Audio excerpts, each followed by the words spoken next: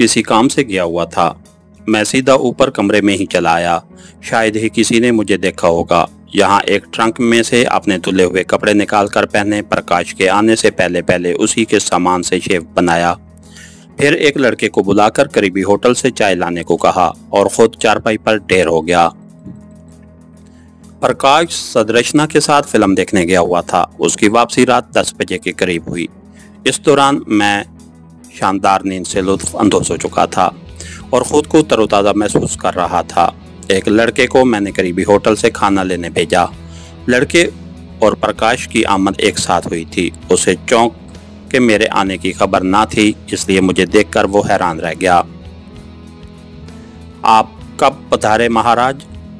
तुम्हें आवारागर्दी से फुर्सत मिले तो जानो, मैं आवारागर्दी करने नहीं, फिल्म देखने गया था, प्रकाश ने हंसते हुए कहा।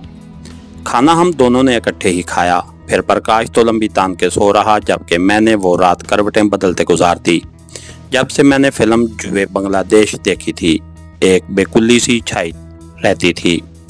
कोई ताकत अंदर ही अंदर मुझे आने वाले भयानक खतरे का एहसास दिलाती रहती। हिंदू की चलतरबाजियों का नज़दीक से मुशाहदा करने के बाद और अपनी कौम की भोली ज़हनियत को मद्देनज़र रखते हुए मुझे महसूस हो रहा था कि चाणक्य के चेलों की खबासत रंग ला कर रहेगी और जो जहर आहिस्ता आहिस्ता लेकिन बड़े मुंतज़िम तरीक से भोले भाले बंगालियों के दिलो दिमाग में उतर रहा था, उसके दुर्रस नताइज ज़रूर बरामद होंगे। भारतीय अखबारात में रोज़ाना पाकिस्तानी फ़ौज के मुतल्लिक मनगढ़ंत कहानियाँ शाया होने लगी थीं। न जाने ये लोग कहाँ से अजीब अजीब किस्म की तस्वीर ले आए थे, जिनको पाकिस्तान की बर्बरियत का शिकार जाहिर करके दिन रात प्रोपेगेंडा किया जा रहा था। आकाशवाणी के किसी न किसी स्टेशन से हर रोज़ कोई न कोई शरनार थी पाकिस्तान के खिलाफ जहर उगलता सुनाई देता था। गैर मुल्की खबर रसां एजेंसियां के इस्लाम दुश्मनी जिनकी कुट्टी में पड़ी थी, ऐसी बातों की मुंतज़िर रहती थीं और बगैर किसी तस्दीक के वही खबर अगले रोज़ उनके हवाले से पढ़ने सुनने को मिल जाती थी। काश हमारे सफारतकारों ने इस दौरे पुरआशोब में अपनी जिम्मेदारियों का एहसास किया होता और वक्त की आंधियों का रुख पहचान सकते। अगले रोज़ अल सुबह मैं और प्रकाश लुधियाना जेल जाने की तैयारियों में लग गए, क्योंकि आज बाबूजी से मुलाकात का दिन था। सुबह जल्दी माताजी और मौसी जी पूनम और निप्टू के साथ आ गई थी। उन्होंने बाबूजी के लिए बहुत सा सामान इकट्ठा कर रखा था। जेल में बाबूजी से मुलाकात अलहदगी में हुई। इस सिलसिले में हमने पहले से ही जेल हुकाम की मुट्ठी गर्म कर दी थी और उन्होंने भी पूरा हक नमक अदा किया था। बाबूजी हमें बड़े अच्छे मूड में मिले। वो हशाश बशाश नजर आ रहे थे। घर वालों ने मेरी मसाई से उन्हें आगाह किया तो उनकी हालत दीदनी थी। उन्होंने अलहदगी में मुझसे कुछ बातें की तो मैंने उन्हें मनोहर सिंह की मुलाकात से आगाह किया और ये भी बता दिया कि मैं उनके मेयार पर पूरा उतरा हूँ। प्रकाश बेटे, इस सिलसिले में मुझे न जाने क्यों एक खलश सी लगी रहती है। कभी मैं सोचता हूँ मैंने अपने मिशन की अजीम खिदमत की है जो उन्हें तुम जैसा कारकुन सौंपा है, लेकिन जब पूनम का ख्याल आता है तो फिर वो खामोश हो गए। आप सिर्फ तहरीक की कामयाबी के बाद के सम्राट सोचा कीजिए। बाबूजी, अगर आप न मिलते तो क्या मैं नक्सल बाड़ी न बनता? आपका बहाना बनना था सो बन गया। मैंने उनसे कहा तो बूढ़े कम्युनिस्ट ने शिद्दत जज्बात से मगलूब होकर मुझे सीने से लगा लिया। बाबूजी की ज़बानी इल्म हुआ कि जिस बात का उन्हें शक था उस बात से खैरियत ही गुजरी है और उनकी इतलात भी यही हैं कि उन्हें नक्सलबाड़ी होने के शुबे में नज़रबंद किया गया है, पुलिस कप्तान के सिलसिले में नहीं। बाबूजी की तरह मुझे भी इस बात का यकीन था कि हुकूमत की कोई एजेंसी भी उनके खिलाफ नक्सलबाड़ी होने का सबूत हासिल नहीं कर सकती, क्योंकि बाबूजी ने कच्ची गोलियां नहीं खेली थीं। उन्होंने मुझे बताया कि मुमकिन है मुझे अब कलकत्ता इनके हेडक्वार्टर में तरबियत हासिल करने जाना पड़े। इस सिलसिले में पेशबंदी के तौर पर उन्होंने घर वालों से कह दिया था कि चंद रोज़ तक मुमकिन है प्रकाश को उनके किसी खास काम से कलकत्ता जाना पड़े, ताकि घर वालों को मेरे अचानक इस तरह कलकत्ता जाने पर शक न गुजरे। मुलाकात के लिए अमूमन 1 घंटे का वक्त मिलता है, लेकिन हमने 3-4 घंटे बाबूजी के साथ गुजारे और उनकी नेक तमन्नाएं लेकर रुखसत हुए। प्रकाश को मैंने घर वालों के साथ रायकोट भेज दिया और ख़ुद लुधियाना रह गया। असल में मैं अपने लोगों के साथ मिलकर कलकत्ता के सिलसिले में अगला प्रोग्राम तय करना चाहता था, क्योंकि खाली हाथ बैठे रहना मुझे मंजूर नहीं था। मुझे तो काम करना था, नक्सलबाड़ियों की आड़ में ही सही। कलकत्ता के मुमकिन दौरे के पेश नज़र मुझे वहाँ से मुतल्लिक कुछ मिशन सौंपे गए और वहाँ के दोस्तों को भी मेरे मुतल्लिक इतलात भेज दी गईं। अपने काम से निपट कर करीबन शाम के वक्त जब मैं वापस कारखाने पहुंचा तो एक पैगाम मेरा मुंतज़िर था। बाबूजी, एक साहब आए थे, आपका इंतज़ार करते रहे, फिर ये रुका दे गए। एक मुलाजिम ने इतला दी। मेरी तवक्को के ऐन मुताबिक ये मेरे नए दोस्तों का पैगाम था। उन्होंने अगले रोज़ फिर इसी होटल में आने के लिए कहा था। अगले रोज़ सबसे पहले पूनम से मुलाकात हुई, जो राय कोर्ट से सीधी यहीं चली आई थी। खैरियत, मैंने उसके कपड़ों पर नज़र डालते हुए पूछा। उसने कॉलेज की मखसूस वर्दी के बजाय प्राइवेट कपड़े ज़ेब तन कर रखे थे। बिल्कुल नहीं, पूनम मुख्तसर सा जवाब देकर मेरे करीब ही बैठ गई। इरादे खतरनाक ही दिखाई देते हैं, मैंने उसकी तरफ झुकते हुए कहा। आपसे ज़्यादा नहीं। मैं पूनम की इस बात से चौंका। ये बैठे बिठाए तुम्हें कलकत्ता जाने की क्या सूझी? अच्छा तो यूं कहो ना भाई, बाबूजी का काम था कुछ, मैंने लापरवाही से कहा। प्रकाश बाबू, आपको मुझ पर विश्वास नहीं क्या? उसका लहजा बड़ा गंभीर हो गया था। पूनम, ये बात तुम कह रही हो, तुम जो मेरा विश्वास हो। मैंने उसकी आंखों में झांका। प्रकाश बाबू, मैं बच्ची नहीं हूँ। मुझे इल्म है बाबूजी किस काम के लिए भेज रहे हैं और किसके लिए काम कर रहे हैं। ये बात मैं आज से नहीं, पिछले 5 साल से जानती हूँ। उसने बड़े एतमाद से बात की और मेरा दिल फिर जोर से धड़का। मैं अब भी तुम्हारी बात नहीं समझा। मैंने अपनी तरफ से चालाकी का मुजाहरा किया। प्रकाश बाबू, आप सब कुछ जानते हैं। ये ठीक है कि बाबूजी आप पर विश्वास करते हैं। उन्होंने आपको कलकत्ता में अपने निकसल्ला एड दोस्तों से मुलाकात करने को कहा है। मुझे सिर्फ एक बेनती करनी है कि आप कहीं, ओह पूनम, क्या बच्चों की सी बात करती हो? जो तुम्हारी जुल्फों का असीर हो चुका हूँ, वो और किसी के दाम में नहीं फंस सकता। ये ठीक है, मैं बाबूजी के काम ही से जा रहा हूँ, लेकिन ऐसी बात कतन नहीं कि मैं खुद नक्सलबाड़ी बन जाऊँगा। और हाँ, जिस राज को 5 साल से तुमने अपने सीने में छुपा रखा है, उसे हमेशा राज ही रखना। उसी में हम सबकी सलामती है। पूनम खामोश होकर खिड़की से बाहर खिला में कुछ ढूंढने लगी थी। शायद आने वाले वक्त से मुतल्लिक कुछ अंदाज़ा कायम कर रही थी। मैंने उसके कंधे पर हाथ रख कर उसे अपनी तरफ मुतवज्जे किया और उसकी थोड़ी को छूते हुए कहा, पूनम, मैं तुम्हारे जज्बात समझता हूँ। विश्वास रखो, मैं ज़िंदगी में तुम्हें कभी धोखा नहीं दूंगा, कभी नहीं। ये बात कहते हुए मेरा दिल भर आया।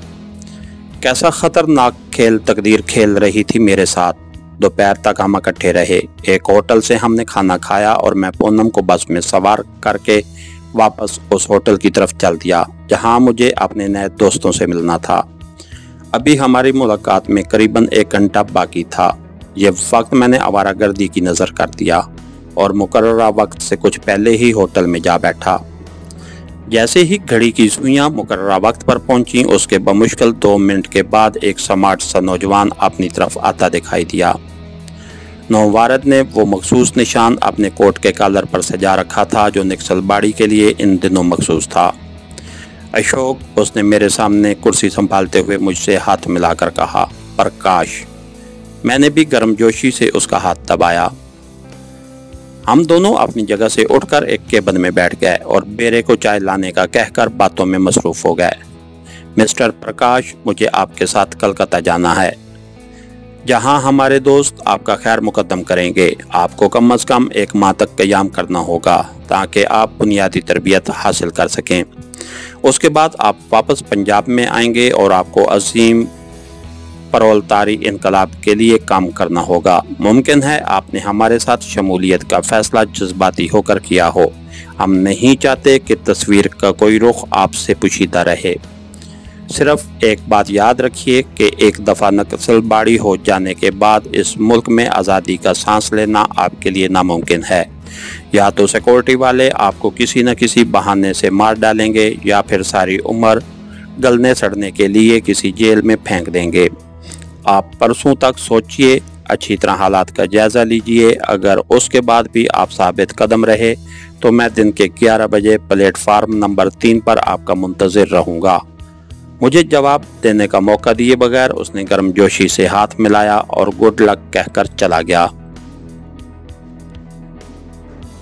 थोड़ी देर बाद मैं भी उठकर बाहर निकल आया। मुझे ज़्यादा खुशी इस बात की थी कि अब बराह रास्त चांकिया के इन खबीस चेलों से टकराने का मौका मिलेगा जो पूर्वो पाकिस्तान की पोतर धरती को अपने नापाक कदमों से रौंद रहे थे, क्योंकि मुक्ति बाहिनी के ट्रेनिंग कैंप ज़्यादातर कलकत्ता में वाक़ थे और मशरक़ी पाकिस्तान में की जाने वाली तमाम कार्रवाइयों को अमूमन कलकत्ता और आसाम से ही कंट्रोल किया जाता था। वापसी में रायकोट ही चला आया। इत्तेफाक से सालग्राम भी छुट्टी लेकर आया हुआ था। मैंने घर वालों को बताया कि परसों मुझे कलकत्ता जाना होगा, मुमकिन है वहाँ कुछ दिन लग जाएं। बड़ी मुश्किल से मैं उन्हें मुतमईन कर सका, क्योंकि घर का कोई फर्द मुझे कलकत्ता जाने की इजाज़त देने पर तैयार नहीं था।